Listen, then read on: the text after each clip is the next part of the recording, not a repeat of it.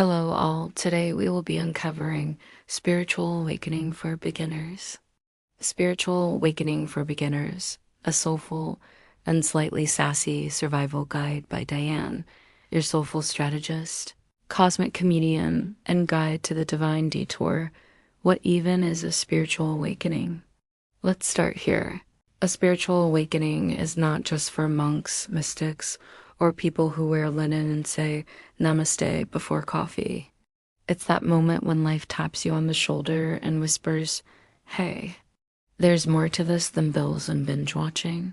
It's the cosmic alarm clock. And spoiler alert, it doesn't come with a snooze button. Signs you're waking up? No, not just because you smell coffee.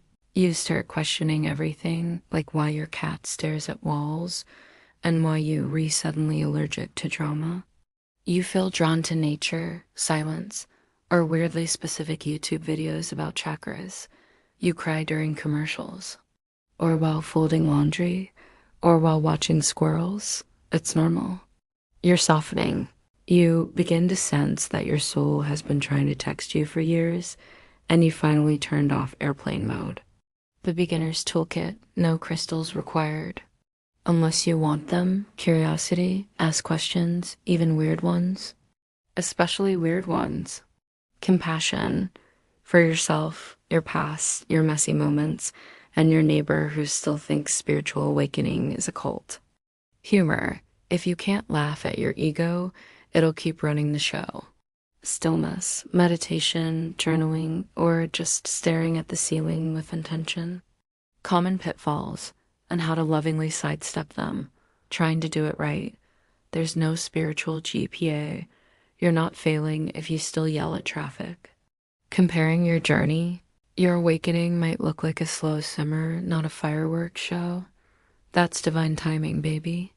Everyone is on their own timeline on this journey. This is a solo trip. Over-consuming spiritual content, sometimes the most sacred thing is to close the app and take a nap.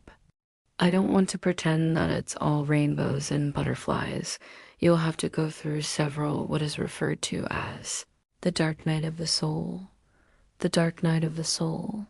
The dark night of the soul. The spiritual plot twist no one asked for, but nearly every seeker encounters. It's not just a moody phase or a bad week. It's a profound, often disorienting experience where your soul hits the cosmic reset button. What it really is, the dark night of the soul. This term is rooted in Christian mysticism, famously described by Saint John of the Cross in the 16th century. It refers to a period of deep spiritual desolation when your old beliefs, identities, and comforts dissolve and the divine feels, well, absent. But here's the twist. It's not punishment. It's purification.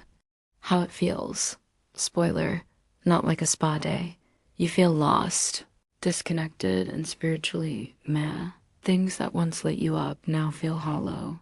You question everything, your purpose, your path, even your favorite snacks. You might feel like the universe spiritually ghosts you. It's like your soul is Marie Kondoing your inner life. Does this belief spark divine joy? Nope. Toss it. Why it happens, because awakening isn't just about bliss and incense. It's about truth. The dark night strips away illusions, ego attachments, and spiritual bypassing. It's the soul's way of saying, let's get real. Think of it as the compost phase before your spiritual garden blooms. What's on the other side? A deeper, more authentic connection to the divine, not based on dogma but direct experience. Greater compassion, clarity, and humility. A sense of peace that doesn't depend on circumstances. The ability to guide others through their own soul storms. Hello, mentorship magic. Journal prompts for the soul storm. What beliefs am I shedding right now, and which ones still cling like glitter? If my soul had a playlist, what songs would be on it today? What does awakening feel like in my body, and what does it need from me? What part of me is afraid of change, and how can I love it gently? Daily practices, no sage required. Soulful stillness, 5 minutes of silence. No agenda, just you and your breath. Cosmic comedy break. Watch something that makes you laugh until you snort. Laughter is sacred. Micro meditation. While brushing your teeth, repeat, I am safe, I am shedding. I am becoming. Gratitude grit. Write down one thing you're grateful for, even if it's just your socks. Red flags to watch for with love.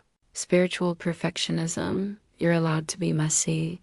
Enlightenment doesn't come with a gold star. Isolation. Awakening doesn't mean ghosting your friends. Find your soul tribe or start one.